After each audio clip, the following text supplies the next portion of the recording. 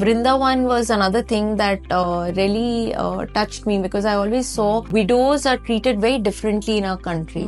A lot has changed in the metros, but still अभी भी उनको जैसे पूजा में नहीं बैठाते या they have to wear the whites or the lighter colors or the pastels. You know, the metros are still grown. They will still not wear reds. Why not?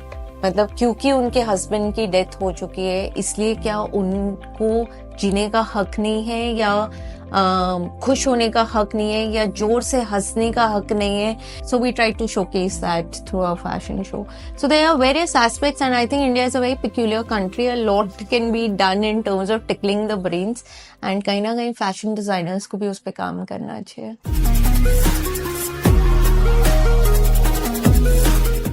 Hi everyone, welcome back to another episode of edX Talks. आज मेरे साथ है Miss Warija Bajaj.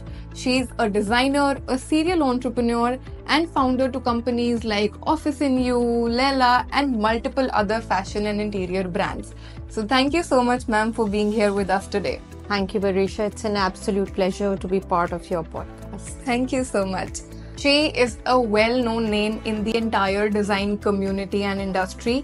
And what I love the most about her is कि ये सिर्फ design, fashion, interior के उसमें नहीं है, ये उसके साथ रियल वर्ल्ड इम्पैक्ट भी क्रिएट करती हैं through her social endeavours and inclusivity in all her brands. So in this episode we are going to cover her journey and also the aspect कि वो कैसे अपने बिजनेस के साथ सोशल कॉस्ट को इंक्लूड करती हैं, highlighting that profit doesn't really have to come at the cost of people and planet, but both can go hand in hand as well. So can we start, ma'am? Absolutely. So सबसे पहले ma'am आपके childhood से start करते हैं. So just before this we were having a conversation कि ma'am जो थी she was a student of medical in her high school. Then she did her graduation in philosophy. Then she moved on to masters in management. And now when we talk of working, you're running design companies into fashion designing. You have your interior design companies. Ye transition is very unconventional, ma'am. How you came up with all these different steps? क्या आपको feel हुआ कि आपको लगा that okay you have to shift your fields preferably, and also how are you merging all of that knowledge and experience together in your life today? So Varisha, I think on that I will have to write a book someday. But I think I was as confused जो आजकल के 20, 21, 30 साल के जो young youth होते हैं, they're equally confused what they want to do in life. मैं भी इतनी ही confused थी from a medical background क्योंकि मेरे father चाहते थे कि मैं doctor बनूं. Okay. I went on to do advertising. I went to Bombay Xavier's advertising में काम करा. But कहीं ना कहीं I was suffocated as a potential and I thought I wanted more from life. मुझे एक product journey का part बनना था rather than just the marketing aspect of it. And I felt a vacuum कि मुझे MBA करना है and I went on to do my MBA from Sheffield. I think that was a life-changing experience for me. क्योंकि वहाँ की जो education है, it's very innovative approach. आपको dictate नहीं करते, जो इंडिया में रट्टा सिखाते हैं वो नहीं सिखाते. You are given projects where you know nothing about it. I still remember एक project था हमारा कि NASA space shuttle in a particular year क्यों crash हुआ. Okay. And I was like, what is NASA? What is the full form of NASA? And space shuttle क्या होता है और space shuttle और aircraft में क्या फर्क होता है? I had no clue. But that is what the project was. And I was like, मैं इंजीनियर नहीं हूँ, मुझसे क्यों पूछ रहे हैं कि space shuttle क्यों crash हुआ? But what they really taught was approach towards life. आपकी ना problems हर रोज बदलती रहती हैं, उसको सॉल्व करने के तरीके भी अलग अलग होते हैं, लेकिन वो सोल्यूशन निकालना एक लाइफ फिलॉसफी है. एंड आई थिंक उसी ने डिक्टेट करा जो मेरी जर्नी है और मैंने जो ब्रांड्स परस्यू करे कि मैं हर रोज एक नई प्रॉब्लम या एक नई अपॉर्चुनिटी आएगी, क्या मैं ये सोचूंगी कि मेरा इसमें एजुकेशनल बैकग्राउंड नहीं है या इसमें मेरा एक्सपीरियंस नहीं है. कहते हैं ना लाइफ की प्रॉब्लम सब्जेक्ट वाइज नहीं आती है. एंड आई थिंक ये पोस्ट कोविड तो बहुत प्रेवलेंट हो गया क्योंकि हर रोज एक नई प्रॉब्लम आ रही थी. आप जो पढ़ के आप स्कूल कॉलेज से निकले वो अपॉर्चुनिटीज़ ही ख़त्म हो गई थी। और आगे भी जैसे फैशन डिज़ाइनिंग मेरा एक सब्जेक्ट है, तो AI बहुत it's coming in a very big way, लेकिन कॉलेजेस अभी AI नहीं सिखा रहे। तो क्या हम वेट करेंगे कि जब तक हम इसमें कोर्स नहीं करेंगे तब तक हम उसको परस्यू नहीं कर सकते? Figure it out.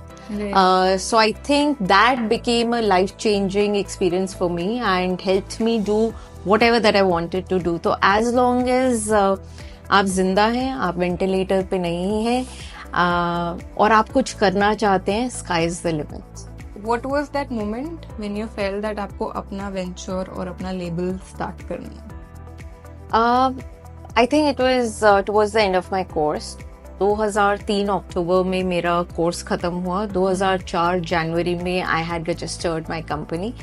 It was as clear as that. मुझे फैशन डिज़ाइन कॉलेजेस में एडमिशन नहीं मिला इंडिया में, और मुझे लगा कि शायद मैं फैशन डिज़ाइनर नहीं बन सकती। शुरू में मैंने फैशन डिज़ाइनर्स हायर करे। I thought I just run it as a business, and उसका टेक्निकल एस्पेक्ट्स मेरे एम्प्लॉयज़ देख लेंगे। बट नो, आई रियलाइज कि मुझे डेवलपमेंट का भी पूरा हिस्सा बनना बहुत ज़रूरी है। I just can't sign the checks and I just can't be the boss without knowing कि ऑन ग्राउंड क्या हो रहा है। So I learned it the hard way. मैंने बहुत पढ़ा, बहुत अपने सप्लायर्स, अपने टेलर्स, अपने वेंडर्स, टेक्निकल एस्पेक्ट्स को समझा, and which is Y I think जो मेरी नॉलेज है एक कन्वेंशनल थियोरेटिकल नॉलेज नहीं है, क्योंकि ऑन ग्राउंड नॉलेज से जो मेरी थ्योरी को जो मैंने ब्लेंड करा, that is what has become the foundation of brands today. Okay. Yeah. And when we were talking about, you said that you started from the bridal wear, and then up gradually, abhi, you started with the office work or the corporate styling also, particularly for women. If you could share both from a social point of view, कि उसके पीछे क्या idea था office and you start करने के पीछे, and also from a business point of view. 2004 में हमने ब्राइडल वेयर शुरू करा, and we have continue doing it ever since. 2018 में retail had open up in India, और FDI had open up in India, and retail was growing. I still remember 2018-19 में organised retail सिर्फ 2% था। So the malls had started coming in.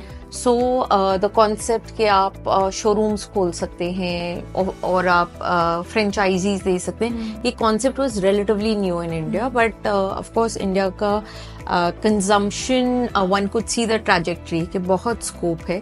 So I wanted to open retail brand stores. Now why workwear? Because Indian working women in the office space is a very recent phenomenon. आज से 15 साल पहले, 20 साल पहले, mostly that generation of women were homemakers. If we were to talk about the percentage also, आज हर लड़की चाहती है कि मैं कुछ घर के बाहर निकल के कुछ, या घर पे भी कुछ काम करूं, लेकिन हमने कभी वो नज़रिए से, फैशन इंडस्ट्री ने उस नज़रिए से विमेन को कभी सोचा ही नहीं, और उनके लिए कभी कुछ इस टाइप से बनाया ही नहीं। So which is why the Marks and Spencers और द ज़ारास और द H&Ms, उनको वो अपॉर्चुनिटी नज़र आई, and they became big brands in India. And जो इंडियन वर्किंग वेमेन हैं, they started wearing those brands, if we talk about last 8-10 years, last 1 decade. But if I were to see it as an Indian designer, Indian women are very peculiar in their culture. उनके choices, जो color के choices होते हैं, we are not black, white, brown, grey sort of choices in India. उनका जो body structure है, an average Indian woman is 5 feet 2 inches in height, और उनका shoulder average 14 inch होता है. Average UK woman is 16 inch shoulder with a 5 feet 6 inches in height. तो आप जो कपड़े, आपने एक बॉडी स्ट्रक्चर जो एक US या UK विमेन का है, आप वो इम्पोज करते हैं इंडियन विमेन पे, and it does not dress her up well. So constantly उनके शोल्डर्स, इवन मेन, अगर आप वेस्टर्न ब्रांड्स पहनते हैं, इंडियन मेन अगर वेस्टर्न ब्रांड्स पहनते हैं, तो उनके शोल्डर्स ड्रूप कर रहे होते हैं. क्योंकि वो इंडियन मेन एंड वुमेन के लिए बना ही नहीं है. एंड अनफॉर्चुनेटली वही साइजिंग हम इंडियन फैशन कॉलेजेस में पढ़ाते हैं. Okay. So the foundation of Indian sizing is flawed. So that's where I felt the opportunity and I think कि कहीं ना कहीं onus है designers के ऊपर कि इसको कहीं ना कहीं करेक्ट करने की बहुत जरूरत है. Because it is truly catering to the Indian market then. Yes, and I don't think the designers have done enough in that space. So I feel ashamed that I had not done enough in the past years. I think that was the starting point कि हमने अपना brand Office and You launch करा, which is workwear for women. And I think one of our strong focus, so हमारे पास corporate wear भी है, पर हमारे पास एक कैटेगरी है which is feet on street कि आज आप चांदनी चौक में एक मीटिंग के लिए जाएं तो आप किस टाइप के कपड़े पहनेंगे. क्या आप स्कर्ट ब्लेजर पहनेंगे, क्या आप ट्राउजर्स पहनेंगे, नहीं, शायद आप सूट पहनना पसंद करेंगे. लेकिन फिर वो suit is ethnic but not, then there is no definition of how formal can it be. वो लाइन ड्रॉ नहीं हो रही है, वो लाइन किसी ने, हाँ, तो फिर आपके वो फूल पत्ती भी है, लाल पीले हरा नीला भी है, तो आप उसको डिफाइन कैसे करेंगे. So somewhere I think we took it up as a challenge, और challenge with lot of responsibility, क्योंकि हम ये भी जानते हैं कि हमने ये अगर we are spearheading it, there are lot of brands that are following us in defining that what workwear should be for Indian women. That's what Office and You is all about. That's great. And if a working woman is watching this, I'm sure एक बार जाके do look at Office and You. You're gonna find great collection. But building up on this, जैसा कि अभी ma'am ने कहा that you know fashion is it has to be catered to the regular audience as well, जो हम day to day में पहनते हैं. ऐसे ही मैम का जो ओवरऑल ब्रांड्स हैं वो सिर्फ रेड कारपेट्स को केटर नहीं करते, सिर्फ फैशन शोज को केटर नहीं करते, though we'll come to your fashion show concepts as well, but she has a mindset that fashion should be for anyone and everyone, even एक ओल्ड एज पर्सन जो कि शायद किसी पे डिपेंडेंट है अपने कपड़ों के लिए या डिसेबल्ड है किसी वे में. So that is where the disability and inclusivity comes in. Ma'am, I would like you to develop on that कि आप उस चीज़ को कैसे केटर कर रहे हैं, आपका mindset behind that, and you know how are you spearheading that change? तो परीक्षा, ये भी बहुत कुछ प्लानिंग के साथ नहीं शुरू हुआ था. एज आई सेड, मेरा फॉर्मल एजुकेशन नहीं है इन द डिज़ाइन स्पेस. एक नेचुरल क्यूरियोसिटी थी कि आप और हम के लिए तो डिज़ाइनर्स कपड़े बनाते हैं, लेकिन कोई व्हीलचेयर पे अगर पूरा दिन है तो उसके लिए कौन कपड़े बनाता है. एंड जो भी मैंने थोड़ी बहुत रिसर्च करी, आई रियलाइज उनके लिए कपड़े सजेस्ट डॉक्टर्स करते हैं. अब डॉक्टर्स के करिकुलम में या MBBS या MD के कोर्स में क्लोथिंग नहीं होती, तो क्यों सजेस्ट करते हैं? क्योंकि फैशन डिजाइनर्स के कोर्स में भी ये सब्जेक्ट्स नहीं है unfortunately. So I started delving into it and I realise ये बहुत ही एक नीश सब्जेक्ट है कि वर्ल्ड वाइड भी फैशन इंडस्ट्री या फैशन करिकुलम में इसको बहुत ज़्यादा तवज्जो नहीं दी गई है. And I started researching and then I started nudging the colleges, जिन कॉलेजेस में मैं पढ़ाती हूँ या बोर्ड पे हूँ, कि हमें ये सब्जेक्ट को इंट्रोड्यूस करना चाहिए. ओनली टू रियलाइज कि हमारे टीचर्स को भी ये सब्जेक्ट नहीं मालूम, तो बच्चों में तो वो इंटरेस्ट वैसे भी नहीं आएगा. And then I nudged the Ministry of Textiles. I said India is heading towards old age disability because the largest amount of youth is in India today. लेकिन जो ये youth है ये बहुत जल्दी old होएगा. तो जो old age disability है उसको हम कैसे cater करेंगे with regards to fashion and clothing? We are not prepared. Similarly, कोई Down syndrome का बच्चा है या कोई आपका somebody who's visually impaired या कोई एम्प्यूटी है, उसके लिए कपड़े किस टाइप के बनने चाहिए, या ऑटिज्म है किसी को या ADHD है, उनके बहुत स्पेसिफिक टेक्सचर, टेक्सटाइल्स और कलर नीड्स होते हैं. But we are highly ignorant about it. किसी ने बात नहीं करा. And it, let me tell you this, that it does not impact just the child, it impacts the entire family. Right. Just the level of ignorance for the clothing that person is wearing. तो बहुत ज़रूरी है कि ये सब जाने, and that is where I managed to nudge the Ministry of Textile to introduce this course in all the government fashion colleges, and now the private colleges are also taking part. I think that's great ma'am. इसी को शायद बोलते हैं एक legacy create करना, because you are ensuring that this knowledge और this particular niche is not limited to you, but maybe जब हम फ्यूचर स्टूडेंट्स को, जनरेशन्स को पढ़ा रहे हैं वो चीज़, in the coming years probably we can find solutions जो भी कोई सोच भी नहीं पा रहा है with the growing technology and education, right?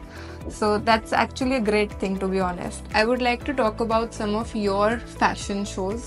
आपके जितने भी fashion shows के बारे में I've heard or I've read, they are all coming with a social cause. चाहे वो पगड़ी वाला show हो या the one even ma'am has done a show with the widows of Vrindavan. So थोड़ा सा अगर आप उसके बारे में डिस्क्राइब कर सकते हैं, वो थॉट प्रोसेस क्या है उसके बारे में, अगेन नीड क्या है उस तरीके के शोज करने की?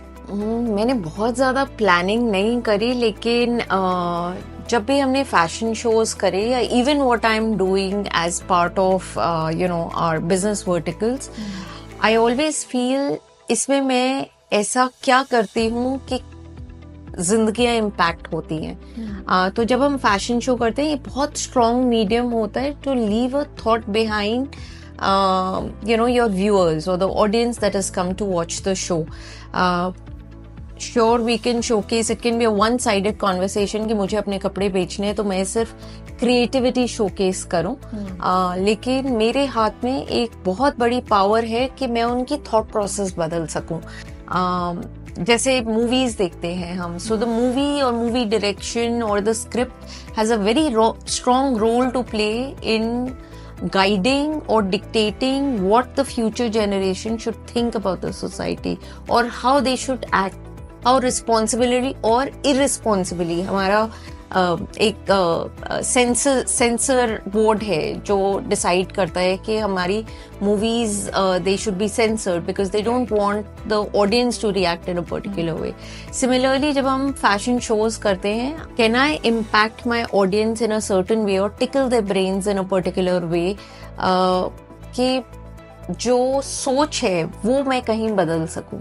तो जब भी हम फैशन शोज करते हैं तो उसमें कहीं ना कहीं हम एक एस्पेक्ट लेके आते हैं, जैसे disability. So lot of my shows we work on clothing for disabled, and उसमें कोई when we talk about inclusivity, हम ये नहीं कह रहे हैं कि जो डिसेबल्ड है वो हीरोज है. We are saying they are part of us, treat them like us, not that they are gods और वी आर गॉड्स और they are lesser. Treat them like us. वो सेम प्लेटफॉर्म पे चलेंगे, वो same खाना खाएंगे, वो सेम कपड़े पहनेंगे, उनके कपड़े अलग नहीं होंगे, लेकिन हम उनको अडेप्ट कर देते हैं. And that is one of the aspects in inclusivity कि जो people who are disabled, they don't want overtly disabled clothes. Right. They want to wear exactly what you and me are wearing. They want to wear the same brands that you and me are wearing because they want to belong as part of us. Right. Not as somebody put on a pedestal at a different platform and worship. No, they're part of us. They're part of the same culture. So that we showcase through our fashion shows. Vrindavan was another thing that really touched me because I always saw that widows are treated very differently in our country. A lot has changed in the metros, but still अभी भी उनको जैसे पूजा में नहीं बैठाते, या they have to wear the whites or the lighter colors or the pastels. The metros are still grown. They will still not wear reds. Why not? मतलब क्योंकि उनके हस्बैंड की डेथ हो चुकी है, इसलिए क्या उनको जीने का हक नहीं है, या खुश होने का हक नहीं है, या जोर से हंसने का हक नहीं है, या अपने बालों को ब्लो ड्राई करने का हक नहीं है. XYZ, why not?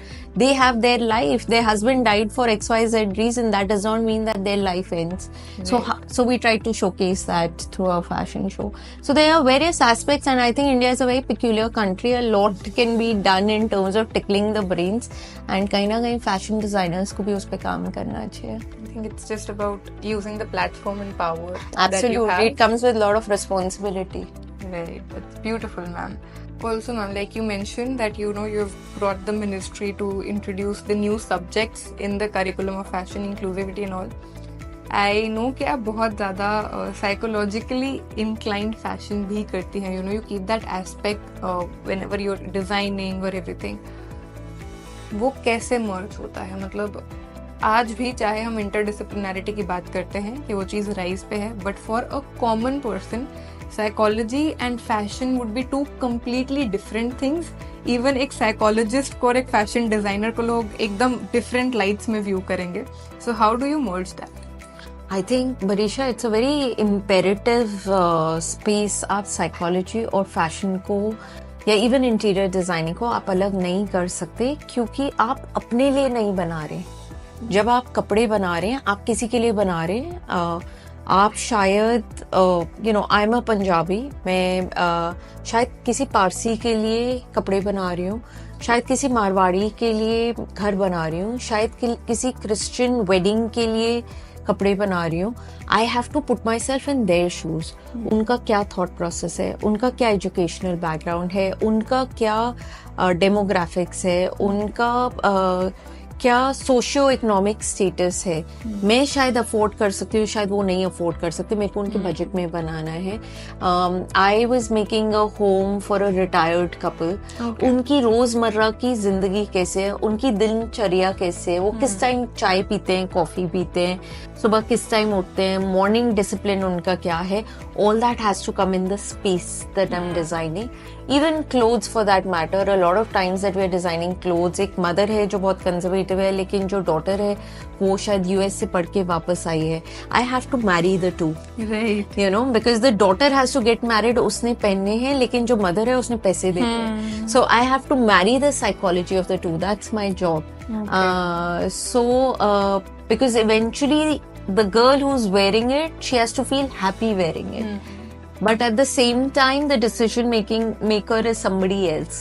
So psychology plays a very important role. And वारजा ने वो कपड़े नहीं पहनने, वो एक बरीशा ने पहनने है, right?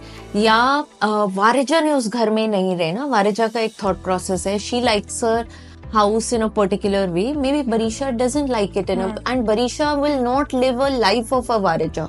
True. She wants to live her own life in her home. She's not staying as a guest in Varija's home. Right. So I have to render Barisha's psychology in her space, in her office or in her home. So even brands, when we are doing retail stores, brand की क्या philosophy है, brand की क्या psychology है, we have to render that into a retail space. So that's how psychology cannot be a separate subject when it comes to design. Got it. One personal question that I'd like to ask: how do you see your next 5 to 10 years as a person and for your brands? I think post-COVID, after 5 years or 10 years, plan करना थोड़ा सा unrealistic हो जाता है, because you don't know how long you're going to live. But of course, we do plan that we make an impact across brands, and we also realize the responsibility of spearheading certain aspects in the, जैसे workwear मैंने आपको बोला, या even interiors. We do not repeat what we've done in one project to the next. So I hope with our association with the university, colleges, the youth, people who are working with us, we do create a certain sense of responsibility, and innovation is an integral part of our brand. So a lot of opportunities. We are expanding ourselves in the offline retail space. Okay. We are expanding ourselves in Southeast Asia in about 9 countries. Starting with Singapore. We are also expanding ourselves in the uniform space. So the creative uniform, but at the same time, the technical aspect of uniform, I think that is a lot missed in India. So the uniform segment is again at the Maslow's level, where you have the very basic chef coats with no technical aspects in terms of anti-stain, anti-fire, perspirant aspects of, the textiles. So that needs to be married along with aesthetics. तो उस पे बहुत research चल रही है. Sky is the limit. बहुत कुछ करना है अभी. So I'm excited to find your retail stores, particularly the outlets, e-commerce के बाहर भी, and where a lot more people know about brands like Office and You and Lela, and it's gonna be great, I'm sure. Thank you with your wishes, I'm sure. आप already fashion में एक बहुत नीश cover कर रही हैं, आप interior designing में भी वर्क करते हैं, right? And you are a known name, you know, when it comes to Indian and particularly even the Asian fashion market. So what such more changes are necessary that we need to bring in, और जो शायद आ रहे हैं आप और आप जैसे और लोग ला रहे हैं, एंड ऑल्सो फॉर समबडी जो शायद इस इंडस्ट्री में आना चाहते हैं, पोटेंशियल स्टूडेंट्स हैं, right? Any suggestions for them? It's not an easy industry. It's very progressive at the same time, and बहुत scope है. You know, you like to see your day as a new day every day. I think this is the place to be. लेकिन at the same time you have to be on your toes because ये industry रोज बदल रही है, और specially अगर हम India की बात करें, हर 2 महीने में कुछ नया ऐसा आ जाता है, या तो गवर्नमेंट पॉलिसी आ जाती है, या कोई ऐसी मशीन आ जाती है, या मार्केट डिमांड शिफ्ट हो जाती है, या टेक्नोलॉजी आ जाती है, you know, with AI and e-commerce sort of coming in. And पहले जो चेंजेस 8-10 साल में आते थे वो अब हर 2 महीने में आते हैं. जो आपने कोर्स पढ़ा है first year, second year, third year में, बाय द टाइम आप ग्रेजुएट करेंगे, the industry would have changed. So to say कि मैंने 3 साल ये कोर्स किया और अब मैं जाके रियल लाइफ में ये अब मैं अप्लाई करने वाली हूँ या करने वाला हूँ, sorry, it is not going to work. Sorry to all the colleges and the students who are pursuing this course. It is no more about your theoretical knowledge. आपको अपनी general awareness and to keep track with the industry, आपको अपने antennas हमेशा खड़े रखने पड़ेंगे about what is going on in the industry. Also for the teachers, एक curriculum होता था हमारे टाइम में कि आप जो करिकुलम पढ़ा रहे हैं वो आप पूरी जिंदगी एक ही करिकुलम पढ़ा रहे हैं. Unfortunately that is not going to work even for the universities. It becomes a greater onus कि वो अपने टीचर्स की ट्रेनिंग और अपस्किलिंग और reskilling on a regular basis करें, उनकी ट्रेनिंग एंड एक्सपोजर, बिकॉज उनको भी आप कॉन्स्टेंटली पढ़ना पड़ेगा कि नया क्या आ रहा है. Only then they can teach. Only then they can teach. So that is my one forward to the industry. But having said that, yes, inclusivity is a very important part of fashion design जो बहुत लंबे समय तक हमने उसे ignore करा है. And I think younger generation बहुत सेंसिटिव है इस सब्जेक्ट के बारे में. It is not just about old age disability और very niche disabilities, even body structures. I think थोड़ा सा अनफेयर है कि हम सबको एक standard type casted small, medium, large, XL में डाल देते. Maybe my upper body is small and my lower body is XL. Why not? I am blessed. I am not supposed to be a mannequin. I'm not born as a mannequin. But I think brands also have to come forward to say that we are not creating clothes only for a typical typecasted body structure. We are not creating for mannequins. We are creating for real body structures. So yes, inclusivity has become a very important aspect for the newer age generation that is coming, and also sustainability. India right now is still at its lowest Maslow's triangle, where हमारे लिए रोटी, कपड़ा, मकान ही अभी बहुत basic ज़रूरत है to be able to come to a level and say कि हमारे प्लैनेट को क्या इम्पैक्ट कर रहा है. वो बहुत कम लोग सोच रहे हैं, एंड स्पेशली कस्टमर्स तो बिल्कुल भी नहीं सोच रहे. आज अगर किसी भी मार्केट प्लेस में, अमेजोन या मिंत्रा में सेल लगती है, आई डोंट थिंक कि कोई भी कस्टमर ये सोचता है कि ये सस्टेनेबल आउटफिट है. All that they are bothered about is that 70% sale और a pink Friday sale that is happening. But I think बहुत ज़रूरी है कि ब्रांड्स और companies and textile manufacturers they should start thinking that how do we make sustainable clothes and sustainable textiles at a cost that is affordable. अभी challenge क्या है? The moment we talk sustainability, we talk about pure cotton, or we talk about organic clothing, or even organic food. The moment we talk about it, we think that it is at a higher price. Right. So that is the challenge that we need to address कि हम जब sustainability offer करें, it has to be at a affordable price. So I think that is where the major research and development is required, and a lot of brands are working towards it. It will be nice, I think, to see how that trend unfolds. I hope so soon. Yeah. And a lot of people, when thinking of design, fashion styling, interiors, think of this field as all glamour, all classiness, you know, niche customers, a lot of money, just the runway. What is the industry actually like behind the glamour and the classiness? Oh, it's a lot of mess. It's a lot of mess, which is also beautiful. You know, I love the mess. But one common, trait जो आपको चाहिए to sustain this mess is a very strong passion towards what you're doing. फिर आपके good days है, आपके bad days है, आपके Messi days है, आपके स्वेटी डेज है, आपके मडी डेज है, you have wet days, it rains yet you have to make sure that your work is done.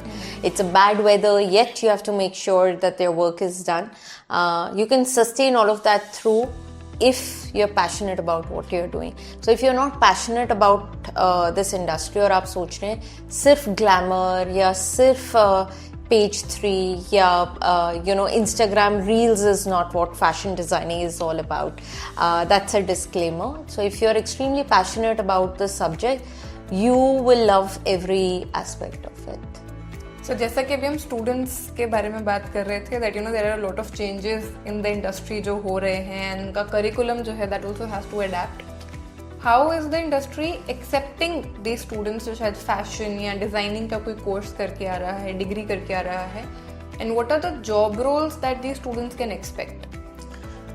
So Barisha, if I can take the liberty of stating this on behalf of the design industry, I think the industry is going through a lot of turmoil in terms of human resource. Okay.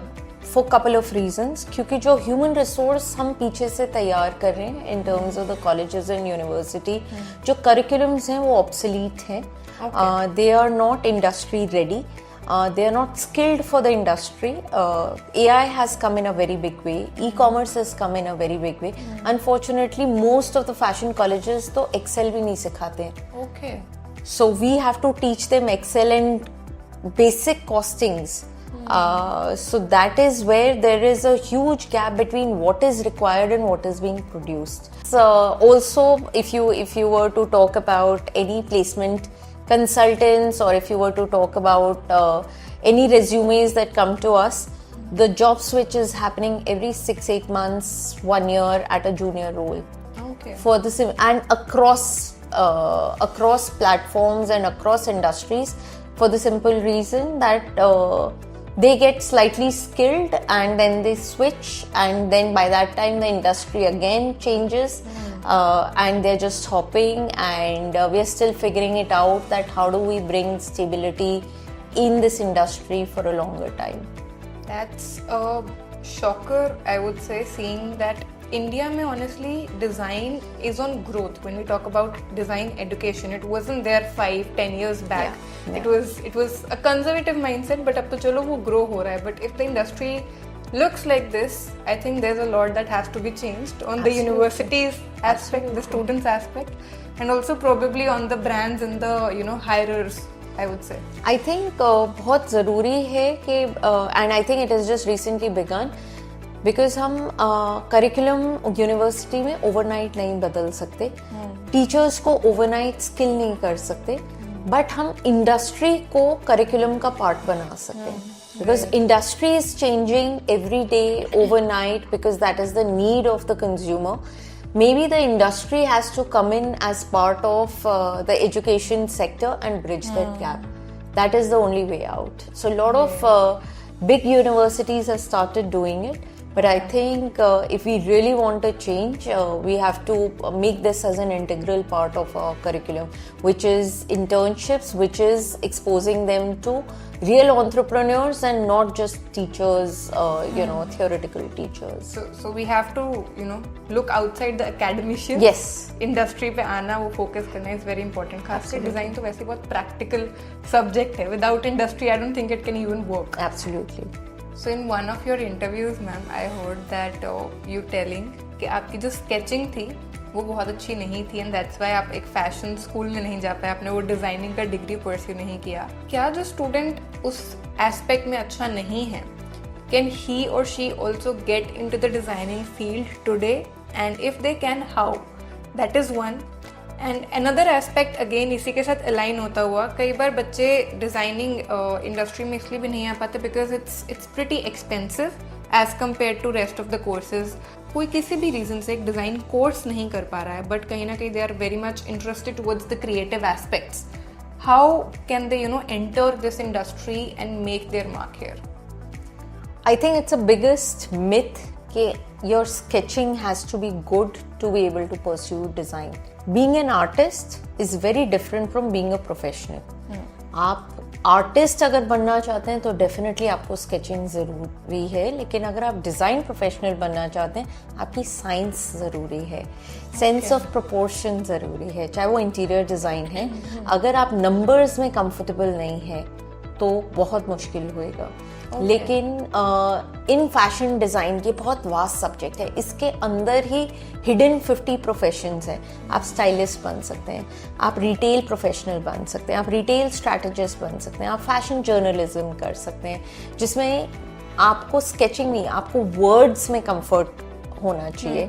आप merchandiser बन सकते हैं if you are good with numbers, आपको sketching की ज़रूरत नहीं है. आप सोर्सिंग एक्सपर्ट बन सकते हैं अगर आपकी नेगोशिएशन स्किल्स अच्छी हैं, आपको स्केचिंग की ज़रूरत नहीं है. आप बाइंग हाउस में काम कर सकते हैं अगर आपके एस्थेटिक्स और बिजनेस को समझने की क्षमता है आप में, आपको स्केचिंग ज़रूरी नहीं है. So these are various aspects of fashion designing. आज की डेट में आपका कोरल ड्रॉ आना ज़्यादा ज़रूरी है और फोटोशॉप आना ज़रूरी है. आपकी स्केचिंग एवरेज हो तो भी ठीक हो जाएगा. Now coming to your question about the affordability of the design courses, there are lot of diploma courses. Okay. In fact, I am associated with certain colleges जिनके online diploma courses हैं. तो जो मैं classes लेती हूँ, there are people from cities like Aligarh, from Agra, from Kota, from tier 3, tier 4 cities. So a lot of diploma courses are available now, short-term courses that are available now. Maybe आप उससे शुरू कर सकते हैं, and if you think that this is the space that you want to get into, जब आप और confident हो तब आप फुल टाइम कोर्स को एक्सप्लोर कर सकते हैं. One message if you could share for our viewers. There is a lot that is going to happen in the coming years. आने वाले समय जो है बहुत ही एक्साइटिंग है. रोज कुछ नया हो रहा है, नया इनोवेशन हो रहा है. Be part of the journey. Don't just sit back and observe कि कोई और innovation करेगा and you will join the bandwagon. Be part of the journey. Observe करिए, जानिए, चाहे आपके friends हैं, चाहे peers हैं, चाहे industry leaders हैं. Be part of this innovation and don't follow the innovation. तब आपको मजा आएगा. Wow, amazing. Thank you so much, ma'am, for all the lovely insights to the industry, your journey. Giving, again, I would say, एक thought provoking चीज़ है कि social causes जो आप मर्ज कर रही हैं, even the blend of psychology and fashion, so all the things that you are doing differently from the crowd. Thank you so much for sharing all that. I hope कि हमारे viewers जो है उन्होंने एपिसोड बहुत enjoy किया होगा.